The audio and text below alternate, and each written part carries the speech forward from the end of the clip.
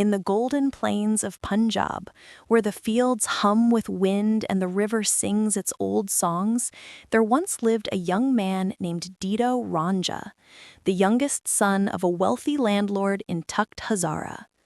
Ranja was handsome, his eyes deep like calm water, his hair soft as silk, his heart restless like the monsoon wind. He was loved by all, yet understood by none.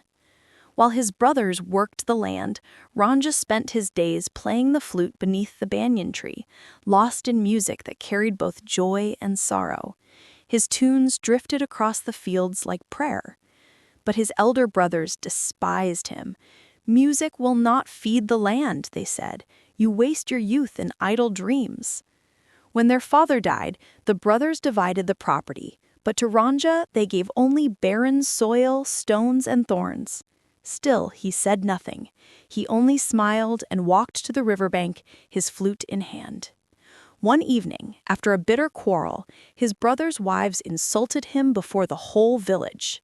That night, Ranja sat alone beneath the moon and spoke to the wind. "If this home holds no peace, I shall wander the world in search of it."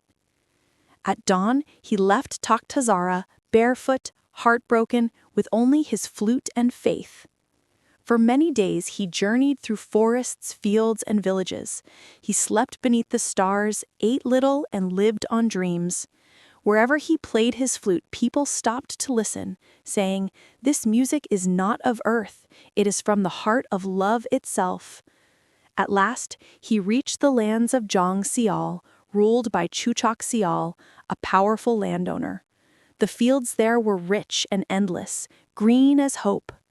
One day, weary from travel, Ranja came to a riverbank near a village and lay down to rest.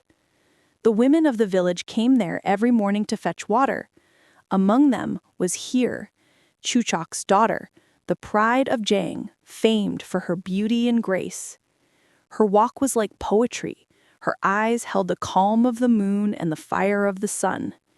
The women whispered, "There goes Heer, the jewel of Sial's house." When Heer saw Ranja lying by the river, dressed in dust but with the face of a prince, she was struck silent. His flute rested beside him, and his lashes trembled in sleep. For a moment she simply watched him, and something ancient stirred in her heart. She turned to her friends and said softly, "The stranger, who is he? I feel I have seen him before, perhaps in a dream." When Ranja awoke, his eyes met hers. In that instant, time stopped. The river stilled. The wind forgot to move. Heer's veil slipped from her face, and Ranja, for the first time, forgot his sorrow. Their eyes spoke a language older than words, the first language of love. Heer asked, "Traveler, where do you come from?" Ranja replied, "From a land where peace has left, and I have come seeking it here." Her lips curved with a faint smile. "Then perhaps peace was waiting for you in Jang." Heer took him to her father's lands and offered him work as a herdsman to look after their buffaloes. "You may rest here and play your flute in the evenings. The fields here love music." Ranja agreed. Every evening when the sun set over the river Chenab, his flute would rise like a prayer, a melody so tender that the birds hushed to listen. And Heer, sitting on her balcony, would close her eyes and let the notes carry her soul. Days turned into weeks. The world moved as it always had, but something sacred grew between them, unspoken, unstoppable. In the golden silence of twilight, Heer would bring food to the fields, pretending to check on the cattle, but in truth, to see him. They would talk for hours, about dreams, about God, about loneliness. She would say, "Why does the world call love a sin when love itself is cure?" And Ranja would answer, "Because the world fears what it cannot control." Slowly the walls between them vanished. Heer began to see in Ranja not a servant, but a soul that mirrored her own. One evening, as the rain began to fall and the sky turned the color of dusk, Ranja's flute played a melody unlike any other, soft, aching, full of longing. Here stood by the door, her hands trembling, her heart whispering his name. It was in that moment that their hearts were joined, two souls bound by destiny, unaware of the storm that was to come. The days in Chang flowed like a dream. Every morning, Here's laughter would echo across the fields, and every evening, Ranja's flute would answer her from afar.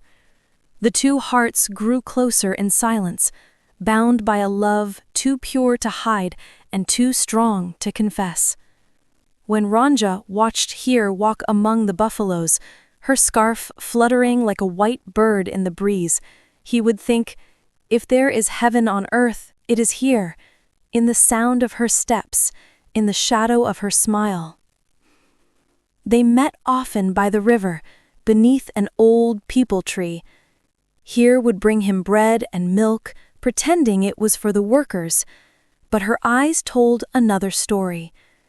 Ranja would smile and say softly, "The food may feed my body, but your presence feeds my soul." Sometimes, when the world was quiet, Here would ask, "Do you ever fear what people will say?"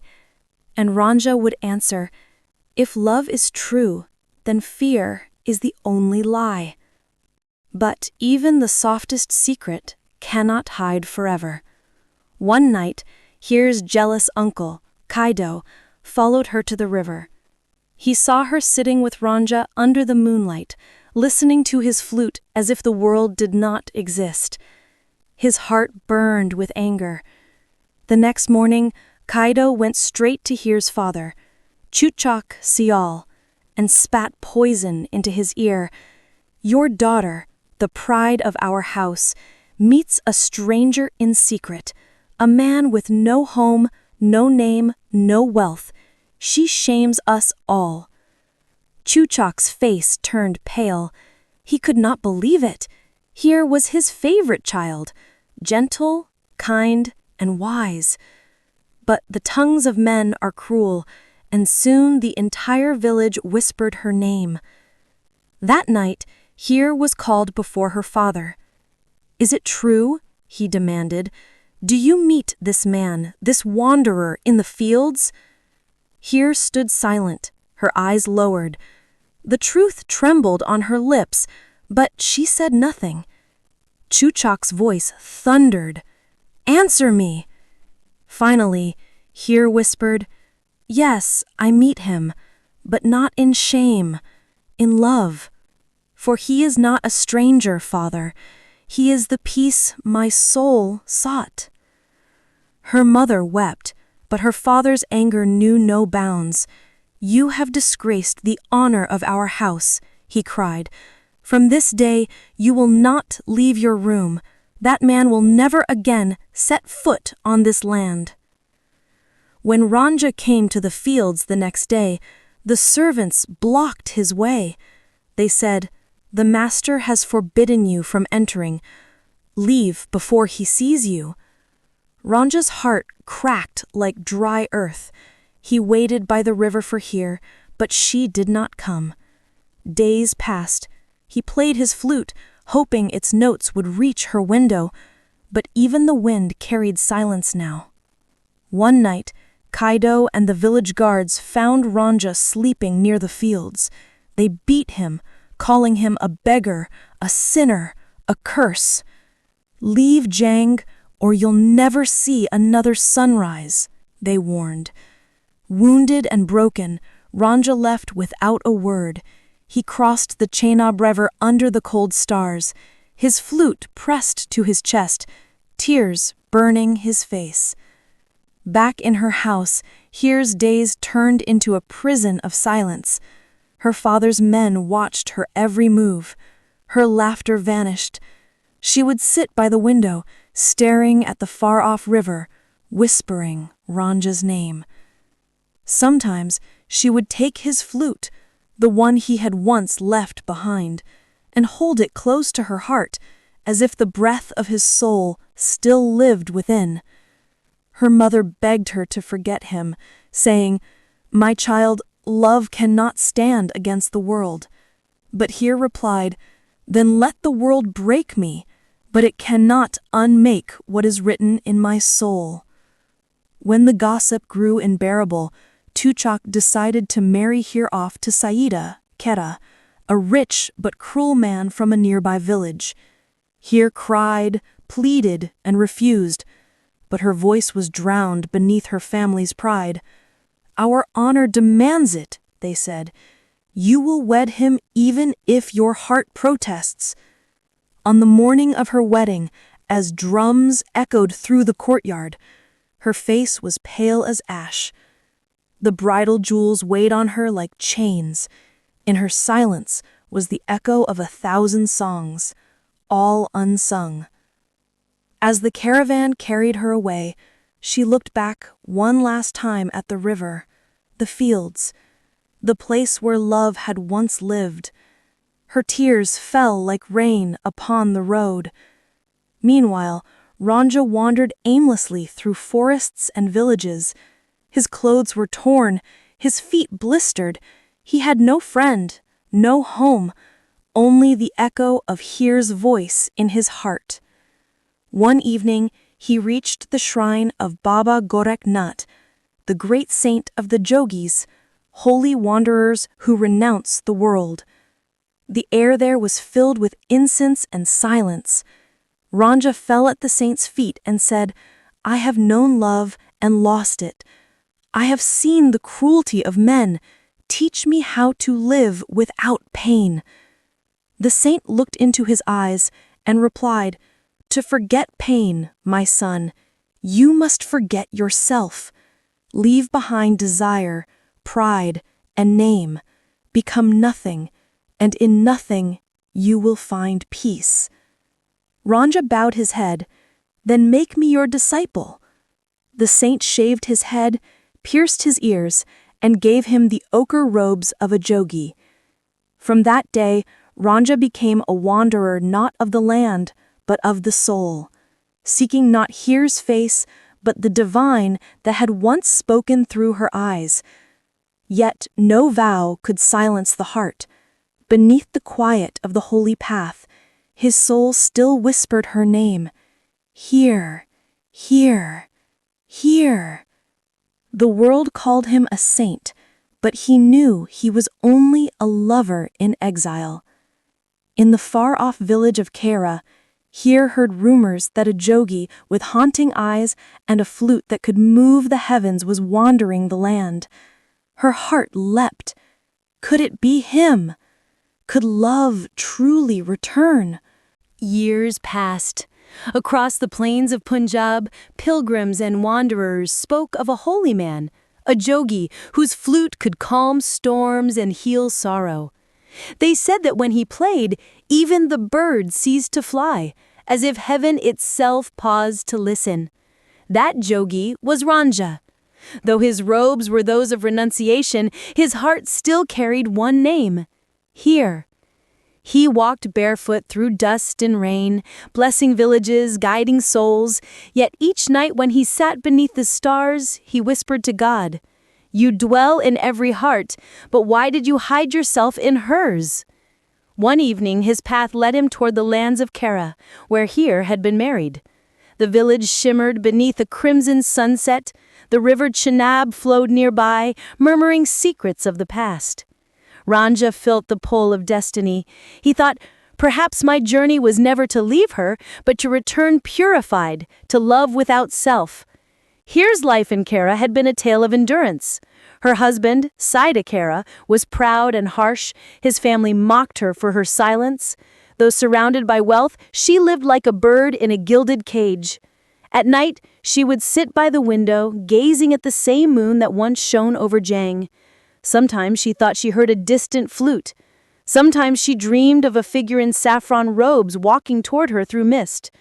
Her friend Sati, the only soul she trusted, would comfort her.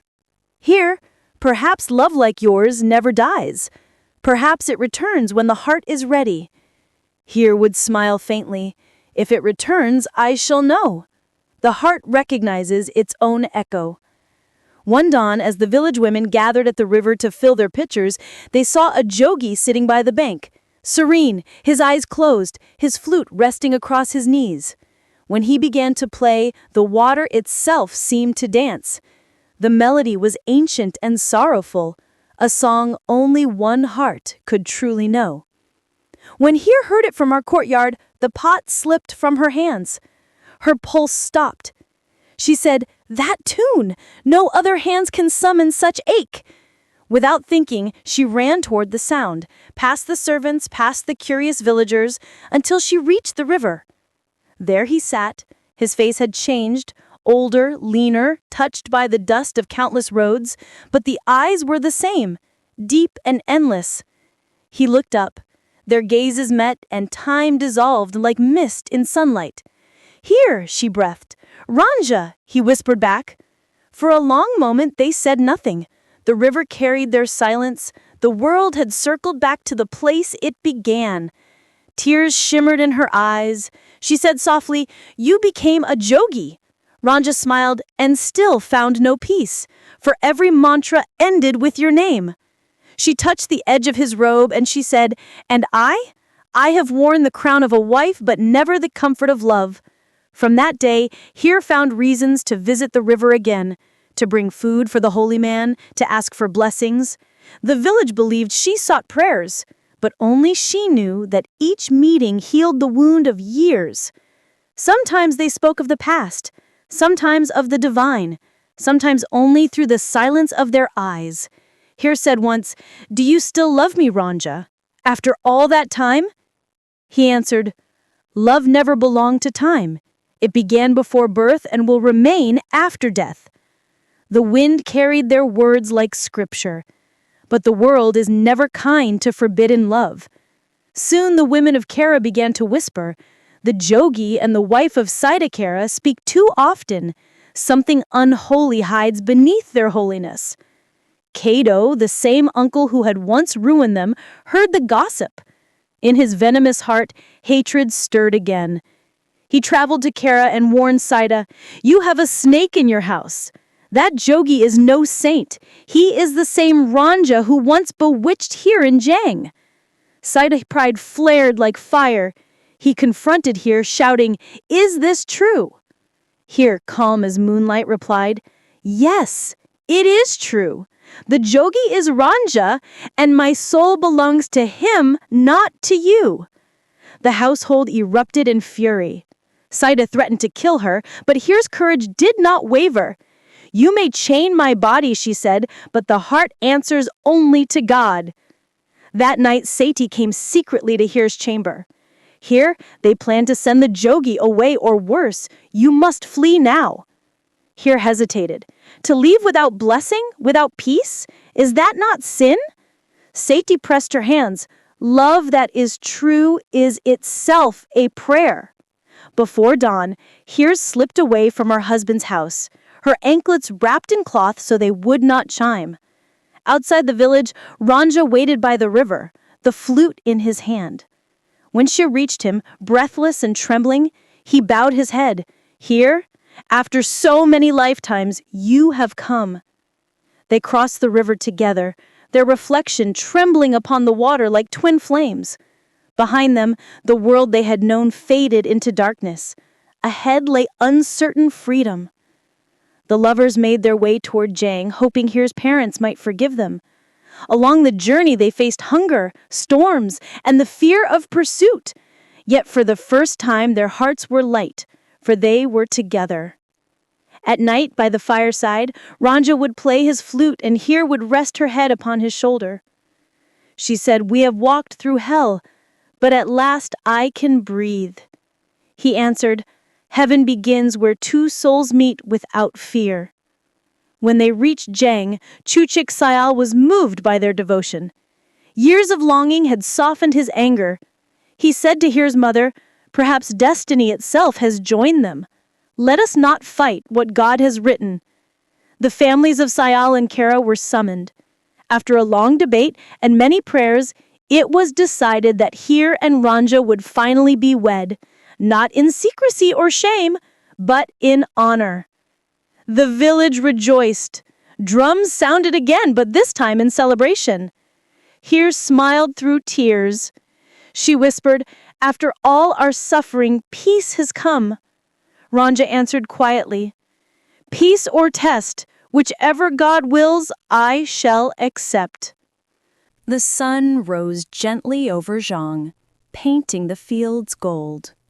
The air carried both joy and disbelief. After years of pain, Heer and Ranja were to be married at last. Villagers said, "Fate has relented. The lovers who defied the world shall finally be blessed." Drums echoed through the courtyards. Women sang old Punjabi wedding songs, and garlands of jasmine filled the air with fragrance. Heer sat surrounded by her companions, her eyes bright yet deep with thought. "After so many storms," she whispered, "I still fear the calm. It feels too still, too fragile." Ranja, dressed not as a wanderer, but as a groom, stood beneath the banyan tree, the same place where he once played his flute. His heart trembled, not from doubt, but from awe. He thought, "The dream I carried through dust and tears has taken form, yet something unseen stirs, like a shadow behind the light. But evil does not sleep easily." Here's Uncle Kaido, who had once destroyed their love, could not bear to see them united. His pride burned with venom. "They have shamed our house, and yet are honored? No, I will not allow it." That night, as the house prepared for the wedding feast, Kaido went to the kitchen where Heer's bridal food was being prepared. When no one watched, he poured a vial of poison into the milk meant for the bride. He hissed softly, "Let her drink her love. Let the world see how fate laughs last." The next morning, as the rituals began, Heer's friends brought her the ceremonial milk. She smiled faintly, remembering her childhood, her flute, her first meeting by the river. Ranja waited in the courtyard, his eyes searching the horizon for her arrival. Heer lifted the cup, but before drinking, she paused. Something within her hesitated, perhaps the soul's quiet whisper of warning. She turned to her friend Sethi and said softly, "Strange, the milk smells of sorrow." But Sethi, unaware of the poison, replied gently, "Drink, Heer. It is part of the blessing." Heer smiled, looked toward the sky, and said, "If this is the will of God, then let his name be upon my lips." She drank. Moments later, her hands trembled. The cup slipped and shattered. The world blurred around her as pain spread through her body. Sethi cried out. The courtyard filled with chaos. "Heer, what's happening?" Ranja ran to her chamber, his face pale, his heart pounding with dread.